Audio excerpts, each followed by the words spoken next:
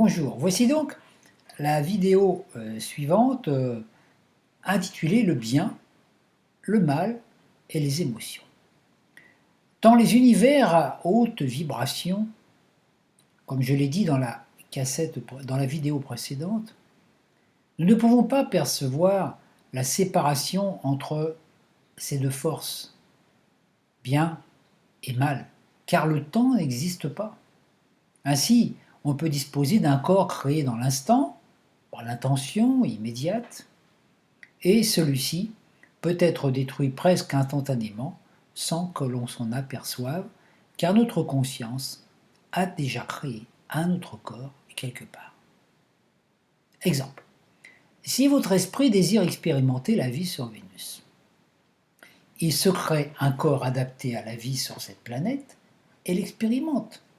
Cela peut durer des mois, mais peut aussi durer 5 minutes, 10 minutes, 1 minute, car votre esprit avait juste besoin d'une information particulière, et une fois qu'il a acquis celle-ci, il cesse de penser à Vénus et se projette sur une autre étoile, sous une autre forme, pour découvrir autre chose. C'est instantané. Penser, c'est créer. Dès que vous pensez, vous devenez. Ainsi, toute forme peut être créée dans l'instant et disparaître instantanément sans qu'on s'en aperçoive, puisqu'on est déjà cette chose. Mais dans notre monde 3D, cela est différent. Car pour passer d'une forme à une autre, il faut un certain temps. Ceci est dû à la basse vibration et à l'espace-temps. Ainsi, le temps nécessaire pour passer d'un corps à un autre, donc une nouvelle incarnation, nous paraît difficile, on en a peur de mourir. Cette basse vibration nous a donné l'opportunité de voir la force créatrice et la force destructrice comme deux choses différentes et opposées. Pourtant, voyez, nous ne voyons pas, par exemple, une étoile ou une planète qui va naître, qui un jour va mourir. Nous ne voyons pas ça puisque notre vie humaine est trop courte. Mais si nous vivions suffisamment longtemps, nous pourrions voir qu'un jour l'étoile est née et un jour cette étoile est morte. Nous, dans notre réalité, on ne voit cela que par nos formes de vie, nos corps physiques, puisque tous les gens qui nous entourent, un jour ou l'autre, vont disparaître, ainsi que nous-mêmes. La force créatrice est celle qui assemble les choses, les atomes, les idées, les molécules, on l'appelle bien. La force destructrice est celle qui désassemble, qui divise, qui sépare, qui dissout. Nous l'appelons mal. Mais chacun a sa raison d'être, chacune a sa raison d'être. L'arbre donne un fruit, mais si celui-ci n'est pas consommé, il pourrit et retourne à la terre. Si ce n'était pas le cas, imaginez le nombre de fruits, et aussi d'humains, d'animaux qu'il y aurait sur la terre. On ne pourrait plus bouger. Ainsi, notre corps est comme un nouveau fruit, et quand il a accompli ce pourquoi il a été créé, il retourne enrichir la terre.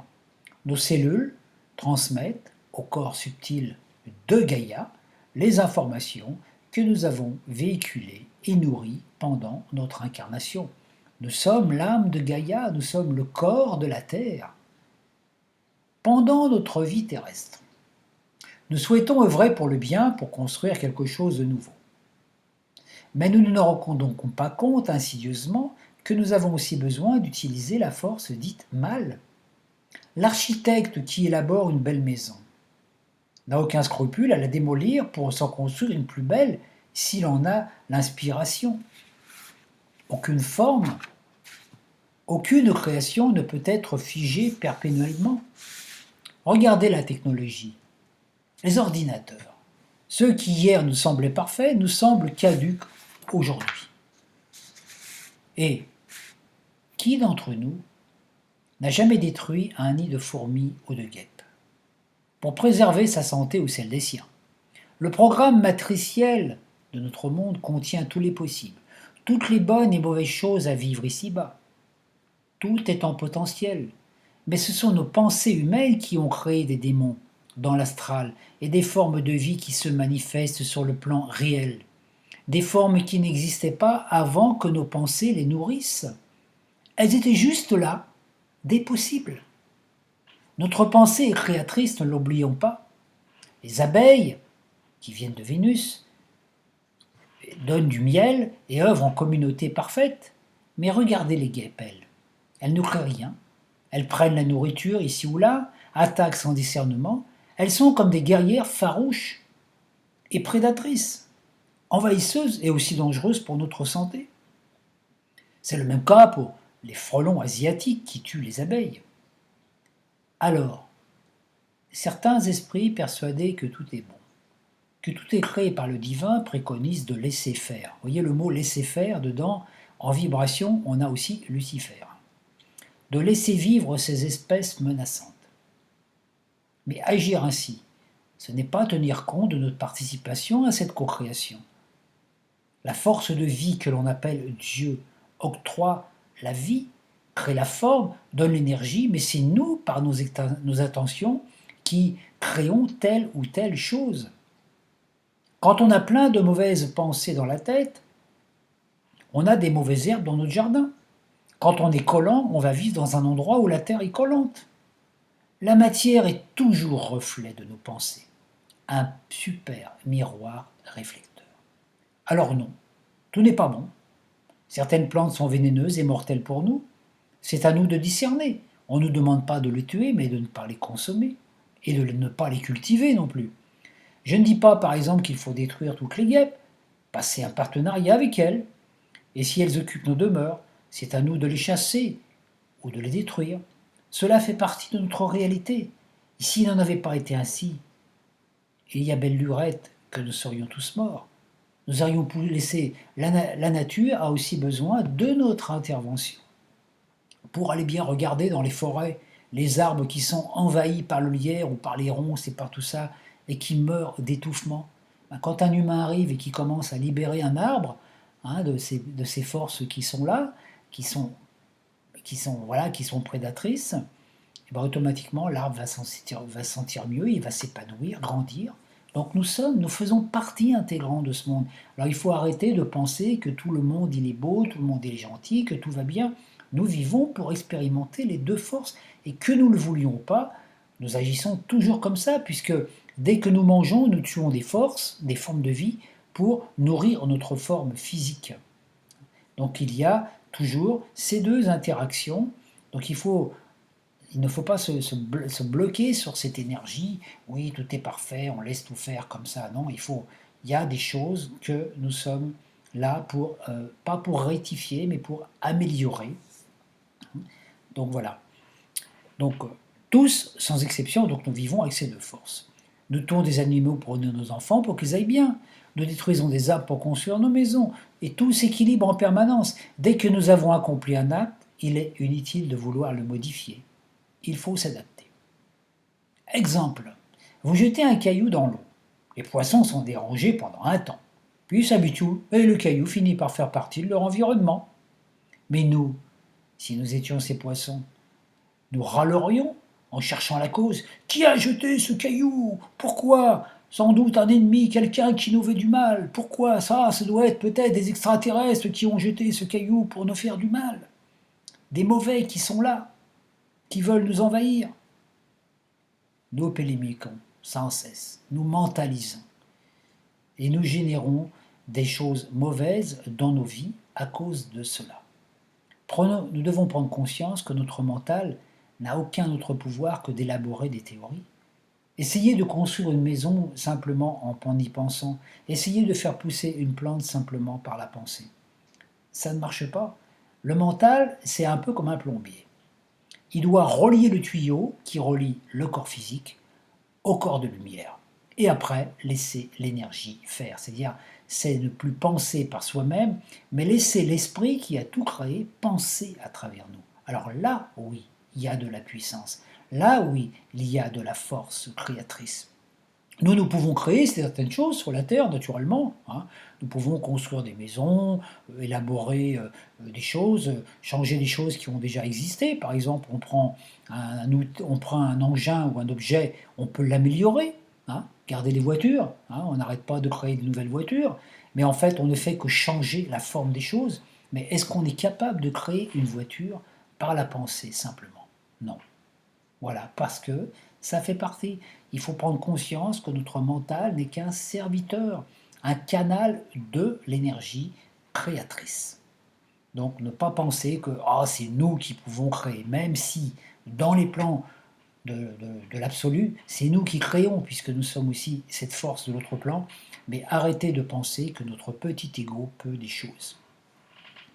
Nous ne pouvons jamais savoir véritablement quelles sont les motivations des personnes qui nous dirigent, ou de telles personnes ayant accompli un acte nous paraissant mal. Hitler, par exemple, il était persuadé d'agir pour le bien. Il n'avait qu'un souhait, créer une humanité parfaite, et pourtant le résultat a été révélateur. Mais aujourd'hui, nous pouvons passer notre temps à critiquer ses actions, à le juger, alors que peut-être il s'est déjà réincarné sur Terre comme missionnaire et qu'il fait du bien aux pauvres. Jean, c'est pour cela que nous ne devons pas juger et condamner. Nous avons une capacité de voir qui est trop limitée. Nous devons observer, mais ne jamais porter de jugement, parce que nous sommes comme des humains qui vivent dans une vallée, et nous ne voyons pas ce qui se passe au sommet, là-haut de la montagne. Le bien, c'est ce qui nous fait du bien, alors allons-y. Le mal, c'est ce qui nous fait du mal, alors évitons cela. Le bien, c'est la lumière, la joie. Et quand nos pensées, nos émotions véhiculent cela, alors nous voyons la vie en rose et cela bénéficie à notre entourage. Nous sommes porteurs et distributeurs de lumière. Mais sommes-nous vraiment totalement lumineux? Ne nous arrive-t-il pas dans la journée de projeter de l'ombre sur nous-mêmes ou sur les autres? Ah, un tel a fait ceci. Ah, j'aurais pas dû faire cela. Ah, le président de la République ne pense qu'à s'enrichir. Ah, cela, c'est des méchants. À ce moment-là, finit la lumière. Nous projetons de l'ombre sur ces personnes suite à nos jugements hâtifs, et comme tout ce que nous projetons vient de notre centre, de l'étincelle, tous nos corps sont imbibés de cette ombre. Ce que nous faisons aux autres, c'est à nous que nous le faisons. Nous ne pouvons pas comprendre tous les enjeux de la nature, et nous devons aussi accepter les transformations à venir. Notre civilisation ne peut pas continuer sur cette lancée puisque le temps de retour au centre est commencé. Fini l'expansion de l'univers. C'est l'inverse. Tout va changer. N'y pouvons rien. Ça nous dépasse. L'univers est énergie. Et celle-ci a besoin de s'exprimer. Le corps du Fils est constitué d'énergie libre appelée amour. L'éros, une vibration, une onde d'amour universelle qui traverse tous les êtres. Cette onde d'amour, elle est omniprésente.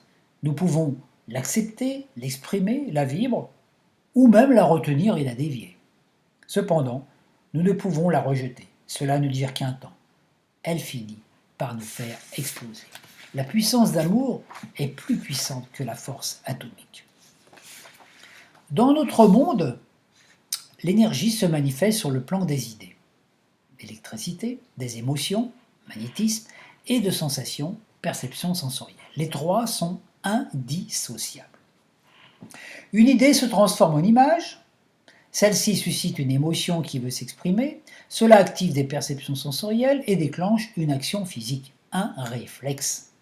Tant que nos corps subtils sont purs, tout va bien. Nos idées, nos émotions, sensations agissent en symbiose, en synergie.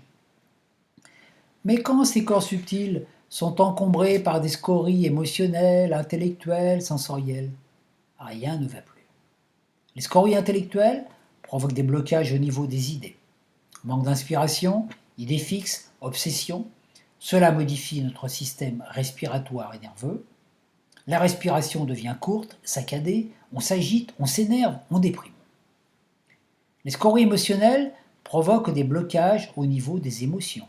Celles-ci se bloquent, on les retient ou on les exprime violemment. Cela modifie les sécrétions glandulaires de notre corps, le système hormonal, digestif. On digère mal, on se met à gonfler, on s'énerve, on se met en colère, on réagit contre tout. Ces empreintes se cristallisent dans nos mémoires cellulaires et tout notre corps en est affecté. Les émotions engorgées se manifestent comme un feu intérieur qui consume ou détruit l'harmonie de nos cellules. Les scories sensorielles engendrent des tabous, des interdits, des blocages de libido, refus de profiter de bonnes choses de la vie, et cela interagit sur les organes de perception. Notre vue baisse, l'odorat devient moins sensible, la peau devient hypersensible, le goût s'affadit, plus rien ne semble avoir de goût, et notre ouïe baisse. La plupart d'entre nous ont des scories dans ces trois corps. Et c'est cela qui provoque les interférences, les problèmes, les maladies et le mal. Les émotions sont cependant importantes, indispensables en notre expérience. Elles résultent de notre corps d'animalité, notre peau de bête, c'est-à-dire que notre âme a accepté de s'incarner dans un corps animal afin d'en devenir maître, comme le cavalier sur son cheval. Mais tant que la bête n'est pas domptée, le cavalier est désarçonné. Quand une émotion nous traverse, il faut l'accepter, la libérer. Celle-ci contient un quanta d'énergie dont il faut se libérer, sinon elle nous dévore de l'intérieur. Alors plusieurs possibles s'offrent à nous. Soit on la réprime, on la bloque, on ne veut pas vivre et on la cristallise en notre corps astral, elle reste là, latente, cherchant la moindre faille pour pouvoir s'exprimer. Ainsi, une colère non exprimée devient rancune, désir de vengeance, violence, et un jour finira par exploser et provoquer des dégâts. Soit on cherche quelqu'un pour partager cette émotion. On parle de notre problème à un tiers au lieu de régler celui avec la personne concernée. On en veut à un patron, on en parle aux autres. On pense ainsi l'évacuer, mais c'est faux. Elle demeure latente, comme dans le premier cas. Un peu moins forte car une partie a été évacuée, mais encore destructrice. Par contre, on la transmet à celui ou à celle qui nous écoute, et cela peut induire son comportement, car elle reçoit cette charge émotionnelle. Elle va la transmettre à ses proches. Ainsi, un mécontentement vis-à-vis d'un patron, résultant d'un non-dit, va faire le tour du bureau et générer une haine contre le patron, qui un jour ou l'autre devra ressortir. En effet, tout ce qui entre en nous doit ressortir un jour ou l'autre. Si ce n'est pas dans cette vie, ce sera dans la prochaine. La troisième solution consiste à évacuer la colère en faisant du sport, en cassant du bois, en faisant du théâtre, quelque chose qui libère cette énergie. Mais l'idéal, c'est quand on a atteint un niveau vibratoire de non-réaction. C'est-à-dire quand notre conscience a dompté l'animal en nous. Nous pouvons alors percevoir cette émotion qui nous traverse, comme de l'énergie, et l'utiliser pour créer quelque chose au lieu de la combattre. Une émotion de tristesse peut susciter le désir d'écrire un roman, de faire une chanson ou de faire preuve de compassion envers quelqu'un qui souffre. On peut donc, si on est suffisamment sage, prendre suffisamment de recul vis-à-vis de l'émotion. Si celle-ci nous est transmise par un tiers, quelqu'un qui nous raconte son problème, on peut l'écouter avec compassion, sans se laisser imprégner par l'énergie négative. On peut dire une parole de réconfort pour calmer le jeu. Et si l'émotion est quelque chose qui vient directement, quelque chose que l'on vit, le processus est identique. On peut la transcender par la conscience, prendre du recul et voir qu'elle n'est qu'une illusion et la laisser se passer à travers nous. Si c'est une émotion de tristesse parce qu'on vient de perdre quelqu'un de cher, on pleure, on laisse les pleurs, on pleure en conscience, on laisse pleurer le corps. Et quand c'est fini, eh ben c'est fini. On passe à autre chose. On ne retient pas. Il suffit de peu de choses pour éveiller une émotion enfouie au plus profond de nous. Un mot, une image, une parole suffit à mettre le feu aux poudres. L'animal, lui, n'a pas ce problème. Il n'a pas de corps mental et donc ne réfléchit pas. Il ne cherche pas la cause, il vit l'émotion dans l'instant et s'en libère. Ainsi, un lapin peut fuir devant un prédateur, mais quelques minutes plus tard, il a retrouvé sa sérénité et il broute quelques brins d'herbe. Les seuls humains qui ont aussi ce privilège sont les enfants. Et du moins tant qu'ils n'ont pas été formatés par le système. Ils peuvent passer par la joie à la tristesse en un instant. Ils ne se posent pas la question de pourquoi, comment cette émotion, pourquoi je me suis mis en colère, etc., etc. Ils la vivent à un point, c'est tout. Ainsi, toute la charge d'énergie électromagnétique s'exprime à travers eux, continue son chemin, et puis l'enfant passe à autre chose. Alors, Pour sortir de nos dilemmes problématiques, nous devrions cesser de chercher sans cesse la cause de ceci et de cela, la plupart du temps. Celle-ci est bien loin dans le temps, qu'elle est inaccessible. Toute cause se transforme en effet. Comment peut-on imaginer ce qu'était la chenille alors qu'on ne voit que le papillon? L'analyse nous permet de trouver des tas de causes antérieures à nos problèmes d'aujourd'hui et d'essayer de régler ces conflits, de nettoyer notre passé, mais tout le temps imparti à cela occulte la capacité de vivre l'instant. Et dans une vie future, nous analyserons la vie présente pour voir ce qui n'a pas fonctionné. Ainsi, on a toujours un métro de retard. Mais le corps, lui, il se fout royalement de tout cela. L'enfant intérieur aussi. Quand il est en bonne santé, il n'a que faire de savoir pourquoi hier il était mal en point. Sans doute parce qu'on ne s'est pas assez occupé de lui, qu'on n'a pas écouté cet enfant intérieur ou qu'on a abusé de quelque chose.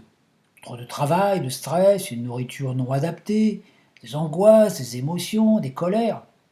Alors, le meilleur moyen de vivre l'instant, c'est que lorsqu'une émotion nous traverse, de la laisser s'exprimer librement. Quand l'enfant intérieur est actif en nous, c'est une forme de renaissance. Le thymus se réactive et ce qui nourrit le thymus, c'est la joie de vivre. Plus on est joyeux de vivre, plus on augmente son système immunitaire, moins on est piégé par ce genre de choses. Prendre du recul. Être capable d'exprimer à un partenaire ce qu'on ressent est une super méthode. Cela demande un peu de pratique et si on ne veut pas faire dans l'instant, le faire plus tard, trouver les bons mots. Ne pas juger, accuser et dire « Tu sais, tout à l'heure, quand tu m'as dit cela, ça m'a fait du mal, hein. Ça a réveillé en moi un vieux souvenir que je pensais évacuer. » C'est beaucoup plus bénéfique de dire « Tu m'as énervé avec ton idée tout à l'heure, ça m'a perturbé, hein, voilà. » Ou de dire voilà, tu ne penses qu'à toi, tu es un égoïste, etc. C'est là que les mots peuvent finir par tout envenimer. Dire les choses sans provoquer de réaction, sans accuser, sans juger. Ainsi, quelle que soit l'émotion, tristesse, joie, peur, il faut la laisser se vivre. Libérez-la, ne pas chercher à la retenir, à l'analyser, à savoir le pourquoi du comment, la laisser se libérer en sachant que rien ne dure. Tout n'est que passage. Et si une parole vient blesser notre amour-propre, alors il faut prendre du recul, car l'amour-propre est une arme de l'ego qui est hyper susceptible. Cette parole ne touche pas votre âme ni votre esprit. Si une personne vous dit « T'es un imbécile », qu'allez-vous faire? Réagir? L'insulter? Ou au contraire laisser cette information vous traverser sans la retenir? Si vous réagissez, c'est que vous reconnaissez que cette personne a peut-être raison et que votre ego cherche à se justifier ou se défendre. Donc la personne avait raison. Vous vous comportez comme un imbécile. Si vous restez centré dans votre intériorité, vous savez bien que vous n'êtes pas ce que cette personne pense de vous. Vous vous connaissez et vous n'argumentez pas pour démontrer votre point de vue, pour vous justifier. C'est sa vision. Elle est faussée. Ça ne vous regarde pas. Donc, ça ne vous touche pas. Quand plus aucune émission perturbatrice ne vient toucher votre bien-être, alors la vie est beaucoup plus facile. Vous vous affranchissez de l'humanité animale, et cela fait du bien. Donc, voyez, toutes les blessures d'amour-propre sont des blessures de l'ego. Et si nous voulons guérir, nous devons aller au-delà de cet amour-propre et puis aller plus dans cette connexion, cette relation avec nous-mêmes. Nous n'avons de compte à rendre à personne, fût-ce sur cette terre ou dans le ciel, simplement à nous-mêmes. Parce que ce que nous faisons à nous-mêmes, c'est nous-mêmes qui le vivons et ça se répercute autour de nous. Donc, vivons nos émotions. Nous sommes là pour vivre aussi ces choses qui font partie de notre réalité. Dans les autres mondes, nous n'aurons peut-être pas besoin de cela, mais ça fait partie de notre expérience. Alors, autant exprimer des belles émotions, la joie de vivre, la simplicité, le partage. Merci de votre écoute.